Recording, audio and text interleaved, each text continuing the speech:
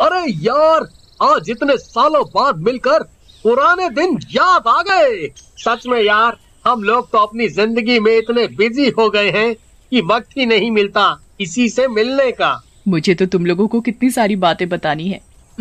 एक काम करते हैं, क्यों ना हम सब कहीं घूमने चले? ये तो बहुत अच्छा प्लान है, पर मुझे ऑफिस से छुट्टी लेनी होगी। और मुझे भी। ओहो, ऑफिस तो हमेशा ही जाना है। कुछ दिन छुट्टी ले लेंगे तो क्या आफत आ जाएगी। बात तो सही है। चलो फिर अगले हफ्ते मैं तुम्हें एक ऐसी जगह लेकर चलता हूँ जिसके बारे में तुमने सुना भी नहीं होगा। वहाँ बहुत बर्फ और ठंड होगी, इसलिए अच्छे से कपड़े पैक कर लेना। सब लोग खूब बातें करते हैं और अपना घूमने जाने का प्लान बना ही लेते हैं। उसके बाद सब लोग अपने अपने घर चले जाते हैं और एक हफ्ते बाद सब लोग एक गाड़ी में घूमने निकल पड़ते हैं। मुझे तो यकीन ही नहीं हो रहा कि हम सब सच में घूमने जा रहे हैं। यकीन कर लो माहिरा, अभी तो हमें बहुत मजे करने हैं। सब लोग रास्ते में खूब मजे करते हैं। करण को गाड़ी चलाते चलाते घंटों हो जाते हैं और धीरे धीरे अंधेरा होने लगता है। भाई अब तो रात होने वाली है और पहाड़ भी आने लगे हैं। आखिर कब आएगी तेरी वो सीक्रेट जगह? बस थोड़ा सब्र रखो, हम पहुंचने ही वाले हैं। कुछ ही देर में सब लोग एक अनजान पहाड़ी वाली जगह पहुंच जाते हैं, जहां ना कोई घर और ना कोई होटल होता है। मुझे लग रहा है कि हम वापस उसी जगह आ गए हैं जहां 1 घंटे पहले थे। देखो, ये वही टूटा हुआ बोर्ड और पुरानी झोपड़ी। अरे हाँ, सच में ये तो वही जगह है। ये क्या बात कर रहे हो तुम लोग? इसका मतलब क्या हम खो गए हैं? अब इतनी रात को हम कहाँ जाएंगे? अरे यार, मुझे थोड़ा ध्यान देने दो। मैं तो बिल्कुल सही रास्ते पर गाड़ी लाया हूँ, फिर ऐसे कैसे हो गया? वो जगह यहीं कहीं होनी चाहिए जहाँ हम लोगों को जाना है। भाई मुझे तो कोई जगह नहीं दिख रही, बस पेड़ और ये अंधेरा ही दिख रहा है। करण फिर वापस दूसरे रास्ते से गाड़ी लेकर जाता है और फिर से उसी जगह आकर रुक जाता है। हर बार करण रास्ता बदल देता है, पर फिर भी वो वहीं उसी जगह पर पहुंच जाता है। ये क्या हो रहा है? बार बार मैं उसी जगह कैसे पहुंच जाता हूँ? मुझे तो कुछ ठीक नहीं लग रहा करण, ये जगह ठीक नहीं है। सच में कुछ तो गड़बड़ है यहाँ। सारे दोस्त आपस में बात कर ही रहे होते हैं कि तभी रवि की नजर दूर एक विशाल दानव पर पड़ती है।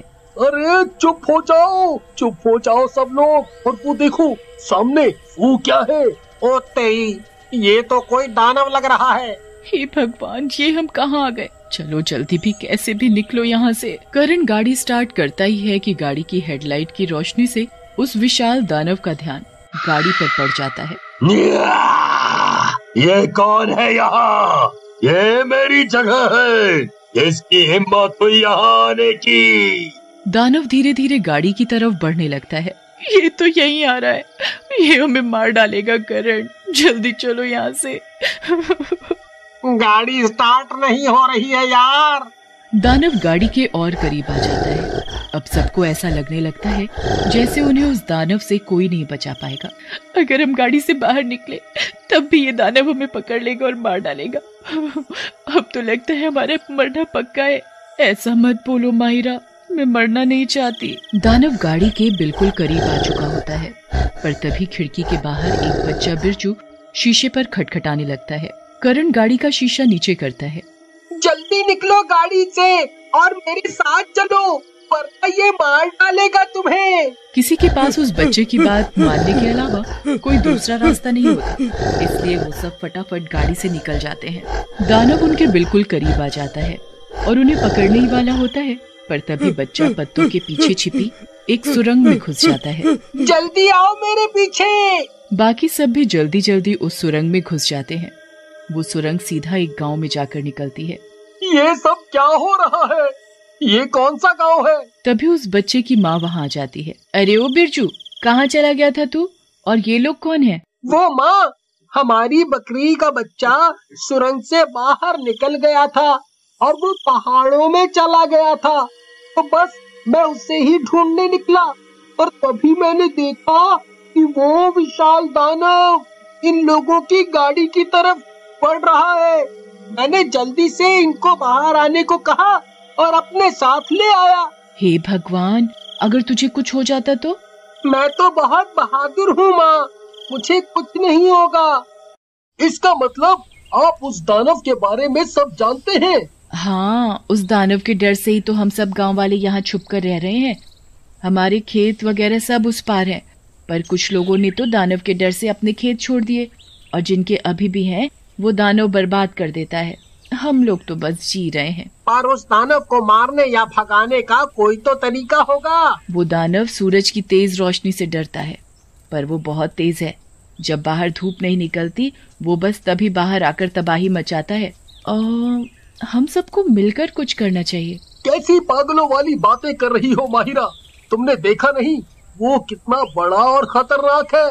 वो एक ही बार में पूरे गांव वालों को कुचल देगा, और तुम उससे लड़ने की बातें कर रही हो। बहुत बार हम दिमाग से भी सामने वाले को हरा सकते हैं। हमारे अंदर इतना दिमाग नहीं है माहिरा। अभी हमें बस मौका देखकर यहाँ से निकलना है और घर वापस जाना है, समझी? हाँ बच्चों, उससे लड़ने का कोई फायदा नहीं है, इसलिए अच्छा होगा कि तुम लोग आज रात मेरे घर सो जाओ, फिर कल दोपहर में जब तेज धूप होगी तब अपने घर वापस चले जाना। सब लोग उस औरत और बिरजू के साथ उनके घर चले जाते हैं और खाना खाकर सो जाते हैं। पर माहिरा पूरी रात उस दानव के बारे में सोचती रहती है कि कैसे उसे खत्म किया जाए। सुबह हो जाती है। माहिरा जोर जोर से चिल्लाकर सबको उठाने लगती है। चलो जल्दी उठो, मुझे तुम सबसे कुछ जरूरी बात करनी है। मैंने बाहर सब गांव वालों को भी इकट्ठा कर लिया है। क्या है माहिरा? चुपचाप बाहर आओ, बस मैंने बोल दिया ना। सब लोग फटाफट बाहर आ जाते हैं। घर के बाहर पूरा गांव इकट्ठा हुआ होता है। तुमने इन सब गांव वालों को क्यों इकट्ठा कर रखा है? बताती हूँ। मेरी बात सब लोग प्लीज ध्यान से सुनना। इसमें हमारा फायदा नहीं है, बल्कि मैंने आप लोगों के बारे में सोचकर ये फैसला लिया है। उस दानव की वजह से आप लोगों की जिंदगी हर पल खतरे में रहती है, और आप लोगों के खेत भी वो दानव बार बार खराब कर देता है। ऐसे डर डर कर आप लोग कब तक जियोगे? और किसी दिन उस दानव को इस जगह के बारे में पता चल गया तो हम कर भी क्या सकते हैं? क्यों नहीं कर सकते? बस हमें थोड़ा दिमाग से काम लेना होगा और थोड़ी हिम्मत दिखानी होगी। ये सब क्या बोल रही हो माहिरा? जो बोलना है साफ साफ बोलो। देखो, जैसा कि हमें पता है कि वो दानव सूरज की रोशनी में बाहर नहीं आता, क्योंकि वो उस तेज रोशनी को झेल नहीं पाएगा और मर जाएगा। तो बस हमें उसी से उस दानव को मारना है। अरे पर कैसे? हमें बड़े बड़े शीशे दानव की गुफा के चारों तरफ लगाने होंगे और उनको काले कपड़ों से ढकना होगा। उसके बाद दानव जैसे ही बाहर आएगा, हम वो कपड़े उन शीशों से हटा देंगे। फिर सूरज की तेज रोशनी सीधा उस दानव पर पड़ेगी और वो मर जाएगा। वाह, ये तो बहुत अच्छा और बढ़िया तरीका है। पर इतने बड़े शीशे और इतने बड़े बड़े काले कपड़े कहाँ से आएंगे? अरे काले कपड़ों की चिंता मत करो।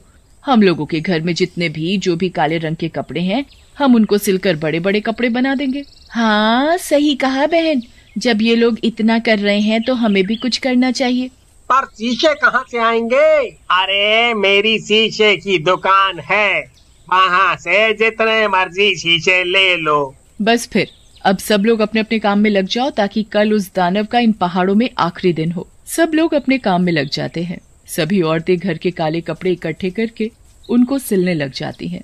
दिन रात काम करके गांव के लोग सारा सामान तैयार कर लेते हैं और अगले दिन का इंतजार करने लगते हैं। जैसे ही सुबह होती है, सब लोग शीशे और काले कपड़ों के साथ दानव की गुफा की तरफ निकल पड़ते हैं। जैसे ही वो वहाँ पहुँचते हैं तो गुफा के अंदर से दानव के खर्राटों की तेज तेज आवाज बाहर तक आ रही होती है। अरे भैया, हमें तो बहुत ही डर लग रहा है, जो दानव हमें खा ना जाए।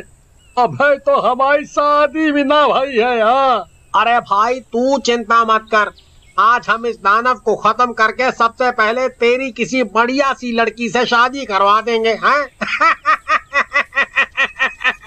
चलो चलो, अब हंसी मजाक छोड़ो। हमें इस दानव के उठने से पहले सारे शीशे चारों तरफ लगाने होंगे। सब लोग गुफा के चारों तरफ बड़े बड़े शीशे पकड़कर खड़े हो जाते हैं और उनको काले रंग के कपड़े से ढक देते हैं। उसके बाद करण जोर जोर से दानव को आवाज देने लगता है। अरे ओ गंदी सी शक्ल के दानव, चल बाहर निकल। कौन है जिसने मुझे जगाने की कोशिश की? लगता है उसकी मौत आई है। दानव अपनी आंख मलता हुआ खड़ा हो जाता है। बड़े बड़े शीशे और उन पर ढके काले कपड़ों की वजह से आसपास ऐसा लग रहा होता है कि जैसे शाम हो रही है। बस यही सोचकर दानव बाहर निकल आता है और जैसे ही वो बाहर आता है, वैसे ही लोग शीशों के ऊपर से काले कपड़ों को हटा देते हैं। सूरज की तेज रोशनी शीशे से टकराकर सीधा दानव पर पड़ती है। ये क्या हो रहा है? कोई बचा, आप बचाओ! दानव बहुत चिल्लाता है और यहाँ वहाँ भागने की कोशिश करता है, पर सूरज की तेज रोशनी उसको जलाकर खत्म कर देती है। गांव के लोग अपने गांव जाकर खूब जश्न मनाते हैं।